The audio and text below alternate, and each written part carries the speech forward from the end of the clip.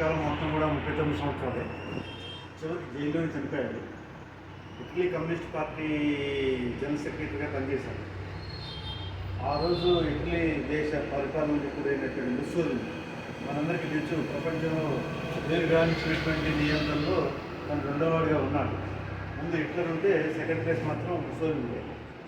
Mussolini ఇటలీలో communist party యొక్క ప్రభావం, అది జరుగుతున్నటువంటి తీరు, ఇవన్నీ గమనించిన తర్వాత కమ్యూనిస్ట్ పార్టీకి చెక్ పెట్టాలంటే ఏం చేయాలి అంటే ఆ పార్టీ జనరల్ సెక్రటరీని లేనిపోని నిందాపన, అంటే ప్రభుత్వం తను చేయాలనుకున్నది ఏదైతే ఉందో నిందలు మోపి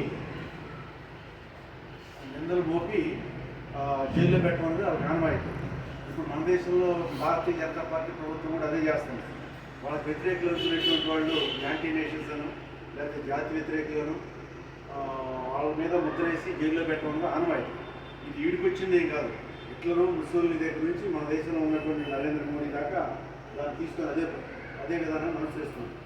కానీ మనం ఏదైతే 39 సంవత్సరాలు జీవించి ఆ వృత్తికాలంలో అయినా ప్రపంచానికి మార్క్సిజాన్ని ఎక్స్టెండ్ చేసినటువంటి గొప్ప వాళ్ళల్లో ఈయన ఒకగా మిగులుతాడు. మార్క్సిజాన్ని లెనిన్ తర్వాత ఈయన అని చెప్పడానికి మనం ఎటువంటి సందేహపడాల్సిన అవసరం లేదు. అయితే ఇక్కడ ఒక విషయం చెప్పాలి. నేను ఏం చెప్పాడంటే పౌర సమాజం కూడా చాలా కీలకమైన పాత్ర పోషించింది ఈ సమాజ మార్పులో.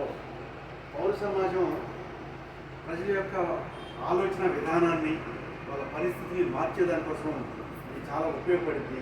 పౌర సమాజంలో కమ్యూనిస్ట్ పార్టీలు పనిచేయనంత వరకు, అంటే వాళ్ళలో మనం కలిసిపోయినంత వరకు మనకి ఒక థ్రెట్గానే ఉంటుంది అనేటువంటి అంశాన్ని ఆయన చెప్పాడు.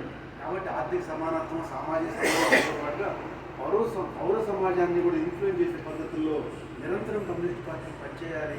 తద్వారా మాత్రమే శ్రామికుల రాజ్యం కొనసాగించుకోగలుగుతామని అభిప్రాయాన్ని ఆయన తెలియజేశారు. ఈ సందర్భంగా ఆయన నివాళులు అర్పించే అవకాశం కల్పించిన మా మిత్రులందరికీ కూడా ధన్యవాదాలు.